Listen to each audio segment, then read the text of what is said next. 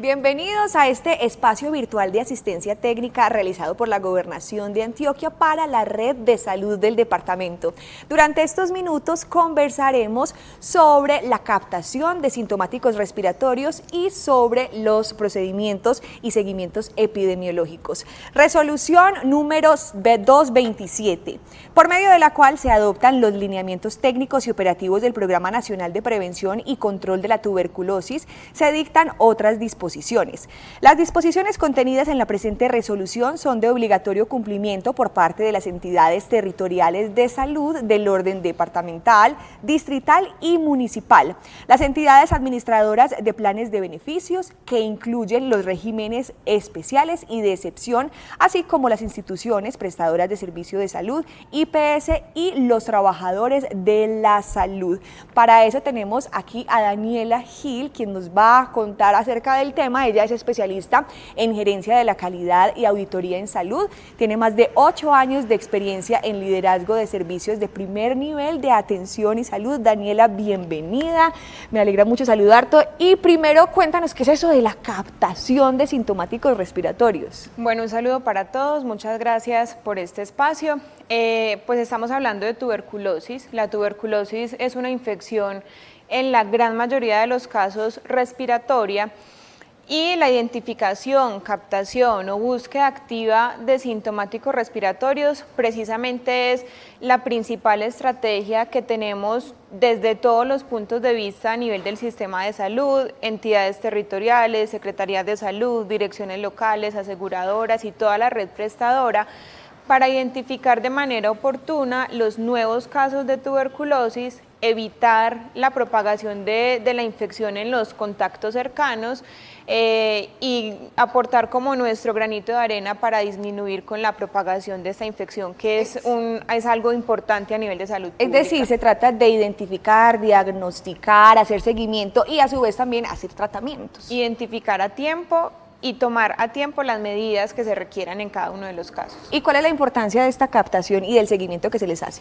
Bueno, la captación nos permite anticiparnos, ¿cierto? Desde la red prestadora, desde los aseguradores, desde las entidades territoriales, anticiparnos a los nuevos casos de tuberculosis, identificarlos a tiempo e iniciar como toda la ruta de atención de manera prioritaria. Es una responsabilidad que dentro de la resolución se atribuye a todos los actores, a las aseguradoras, que es lo que antes conocíamos como EPS, a las entidades territoriales, que son secretarías de salud, direcciones locales, y a todas las IPS, que son las instituciones que ofrecen esos servicios de salud, clínicas, hospitales, centros de salud. Nos enfocamos en dos grupos grandes de pacientes, contactos estrechos de personas que ya tienen diagnóstico de tuberculosis o población vulnerable que está en alto riesgo de desarrollar la enfermedad. Por ejemplo, población indígena, población carcelaria, población migrante, población no asegurada, personas que viven en áreas rurales dispersas, que no tienen como esa facilidad lastimosamente de acceder a los servicios de salud, y despoblación que se prioriza. ¿Se tratan por separado, cada uno con sus necesidades, con su situación? Se trata por separado y eso precisamente recibe el nombre de enfoque diferencial, que es una de las características que deben tener las estrategias de captación. Es decir, yo como persona que estoy liderando ya sea un servicio de salud o a nivel de un plan de intervenciones colectivas en un municipio, yo debo saber que las estrategias que voy a desarrollar para identificar y captar pacientes tienen que ir enfocadas a ese grupo poblacional. Ejemplo, no puedo desarrollar las mismas actividades para captar pacientes dentro de una institución que para pacientes que hacen parte, por ejemplo, de una comunidad indígena, o para pacientes que están privados de la libertad y que no tienen como las mismas condiciones para acceder a los servicios. Pues lo más importante es que tengamos en cuenta que nosotros nos podemos valer de todo el recurso humano que tenemos disponible. Es decir, la búsqueda de sintomáticos respiratorios o la captación no es una actividad que se lidera netamente desde un consultorio médico, sino que podemos capacitar, por ejemplo, a estos líderes indígenas, a estos líderes sociales, agentes comunitarios, para que ellos que están 100% como en ese terreno y en ese territorio sepan identificar cuáles son esos síntomas de riesgo, esos síntomas de peligro que indiquen como la necesidad de empezar un estudio para tuberculosis en el caso de poblaciones indígenas. Y en el caso de las instituciones, capacitar a todo el equipo de salud nuevamente, desde un servicio de vacunación podemos captar sintomáticos, desde un servicio de atención prioritaria, desde una consulta de enfermería, de nutrición, de psicología y claramente desde las consultas médicas. Si está privado de la libertad, ¿de qué manera se accede? ¿Cómo es el tratamiento? ¿Qué manejo le dan a la situación? Para los pacientes privados de la libertad, pues tengamos en cuenta que es un grupo que se prioriza, ¿cierto? De hecho, ellos cuentan con una propia meta de captación, ¿cierto? Para pacientes privados de la libertad o en general para búsquedas comunitarias, se tiene estimado que la meta de captación es el 10% del censo que se tenga pues en ese momento de ese grupo de riesgo.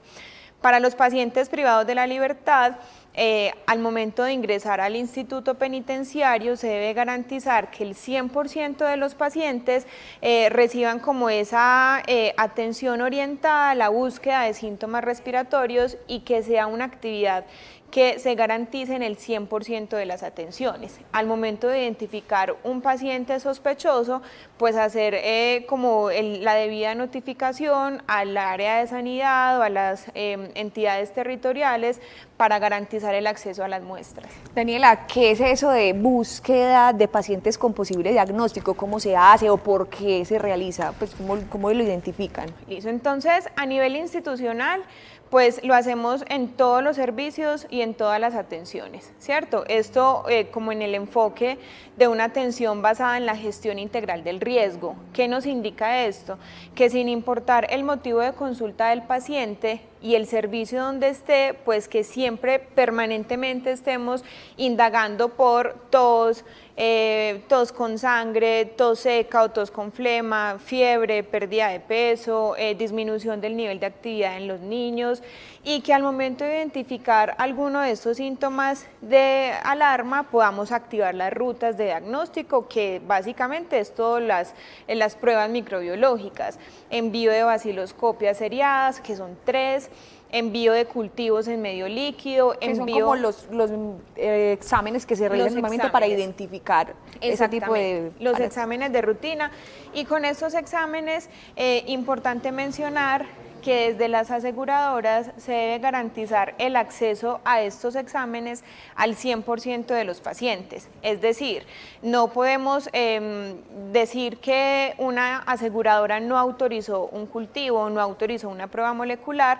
porque es algo que ya tenemos dentro de la resolución y que se debe garantizar al 100% de los pacientes. O sea, que si van a una consulta por alguna situación, alguna enfermedad, les hacen esa indagación que mencionabas para ver si están en la búsqueda, en el radar de los posibles diagnósticos. Exactamente. De hecho, esa es la importancia de la búsqueda. Nosotros anticiparnos a lo que el paciente pueda llegar a presentar. Es decir, un paciente tuvo una consulta por un dolor de rodilla, ¿cierto? Y aunque él haya consultado por un dolor de rodilla, nosotros nos anticipamos y aunque el paciente no nos lo reporte en primera instancia, nosotros indagamos si tiene o no alguno de los síntomas de riesgo para tuberculosis o una de las condiciones de riesgo, por ejemplo, ser contacto estrecho de un paciente que ya tiene tuberculosis. Ok, después del diagnóstico, después de la búsqueda que se realiza y de indagar en muchos síntomas, hay algo que se llama instrumento de seguimiento. ¿En qué consiste? Bueno, es uno de los sistemas de información que se deben diligenciar para el seguimiento de pacientes y contactos. Importante que una vez hayamos identificado el paciente que tiene diagnóstico confirmado de tuberculosis, hagamos por parte de las entidades territoriales las investigaciones epidemiológicas de campo, es decir, las visitas domiciliarias. Ir al lugar de ese paciente, ir a su entorno, identificar sus contactos estrechos, con quién vive ese paciente y registrar estas personas en la base de seguimiento de contactos o en el libro de contactos. Estas visitas epidemiológicas deben ser una estrategia para reforzar en todo lo relacionado con educación, cómo evitar que se siga propagando la infección, cómo cortar como esa cadena de transmisión, cuáles son las señales que esa familia o ese núcleo tiene que estar pendiente para el riesgo que tienen todos de poder desarrollar tuberculosis. Dani, te pregunto, o sea, a cualquier persona, independiente de la edad, de la situación, del género, ¿le puede dar tuberculosis? A todos nos puede dar tuberculosis y eso es un mensaje importante, que todos pensemos en tuberculosis, que desde el equipo médico se piense en tuberculosis y se busque, ¿cierto? Es válido hacer diagnósticos diferenciales, ¿cierto? Enviar otra cantidad de exámenes que el paciente pueda llegar a requerir, pero que también se soliciten los estudios para tuberculosis porque todos estamos en riesgo y en nuestro departamento pues hay alta carga de tuberculosis, es el departamento que más casos notifica al año en Colombia, entonces todos debemos estar como en esa búsqueda. Y reforzar como todas esas estrategias educativas para que también la misma comunidad, los pacientes, los acompañantes, sepan cuáles son esos síntomas de tuberculosis y sepan en qué momento deben acceder a un servicio de salud. Perfecto, ya hablamos de una población vulnerable que son los indígenas, los privados de la libertad. ¿Qué hay sobre los adultos mayores? También es una población que se prioriza, independiente, y es como uno de los grandes mensajes, independiente de la población que estemos atendiendo, en el 100% de los casos busquemos de manera activa pacientes con sospecha de tuberculosis. Las visitas epidemiológicas, retomando algo que te estaba diciendo ahora, es una herramienta que tenemos que nos permite no solamente identificar nuevos casos, sino identificar pacientes que sean susceptibles a estudiarse para tuberculosis latente.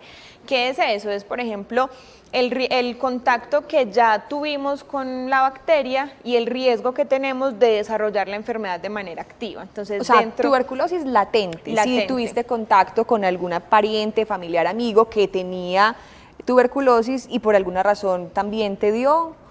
Eso es en el caso de pacientes que ya están como muy identificados, porque contacto con la bacteria casi que todos lo hemos tenido. ¿Cuál es el punto con la tuberculosis latente? Que no todas las personas tienen como ese sistema de defensas fortalecido para evitar que la enfermedad se active. Entonces, por ejemplo, si dentro de las visitas de contactos o el seguimiento de contactos se identifican convivientes o contactos estrechos de pacientes confirmados con tuberculosis que sean menores de 5 años o que tengan alguna inmunosupresión, siempre se tienen que estudiar de manera activa para descartar infección activa o infección latente. Ok, recordemos, Daniela, un poquito los síntomas, porque normalmente cuando mencionamos o escuchamos la palabra tuberculosis, uno tiende a pensar solamente en la tos y en la expectoración, pero resulta que hay otros síntomas que también están involucrados y que uno no tiene como en cuenta. Sí, la tos y la expectoración, con eso tendríamos para cumplir criterio para enviar exámenes y estudiar para tuberculosis. En la población, digamos, población general, pacientes mayores de 15 años, pacientes que no tengan ningún compromiso de su sistema inmunológico, los principales síntomas son tos, seca o con flema, ¿cierto? Si la flema es con sangre, es un paciente que tiene más sospecha de tener tuberculosis.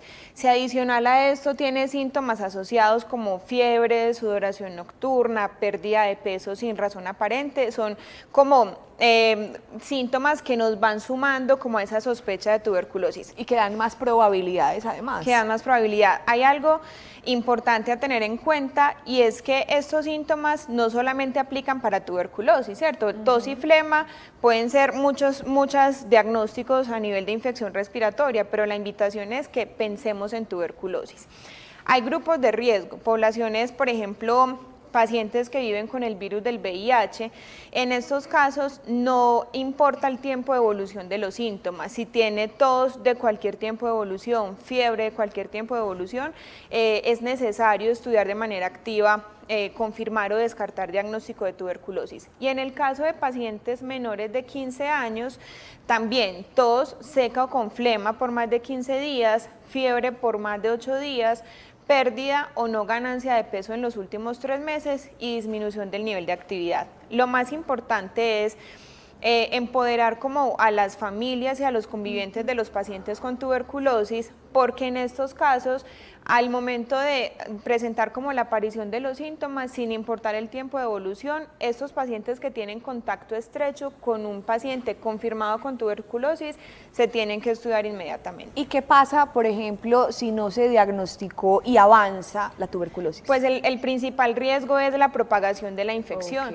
¿cierto? La tuberculosis es una infección que tiene tratamiento, que tiene cura, pero que al tener como los retrasos en el diagnóstico, lo que vamos haciendo es que se propague entre los convivientes, entre los contactos más estrechos y que sea mucho más difícil hacer como la contención de la infección. Daniela, recomendaciones, algo que quieras como agregar para finalizar. Bueno, lo primero, nuevamente, es que pensemos en tuberculosis, ¿cierto? A nivel institucional, a nivel comunitario, a nivel de familia, a nivel de estrategias educativas. Pensemos en tuberculosis, que todavía existe, que todavía hay muchos casos.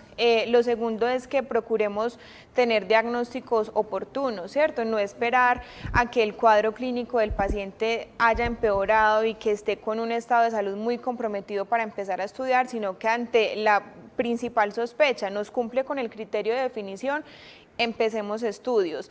Y lo tercero es que nos mantengamos actualizándonos, ¿cierto? Como personal de salud, médicos, enfermeras, auxiliares de enfermería, personal de salud en general, leamos, conozcamos la resolución nos presenta casi todo lo que necesitaríamos saber para el abordaje de un paciente con tuberculosis y seguimiento de sus contactos. Entonces es no quedarnos con lo que tenemos, sino siempre buscar cómo ampliar el conocimiento. Muchas gracias, Daniela. Ya saben, están muy atentos a toda esta información, a sintomatología para cuidar nuestra salud. Gracias por acompañarnos y les reiteramos la importancia de cumplir estos lineamientos en beneficio de los antioqueños. Muchas gracias por la atención.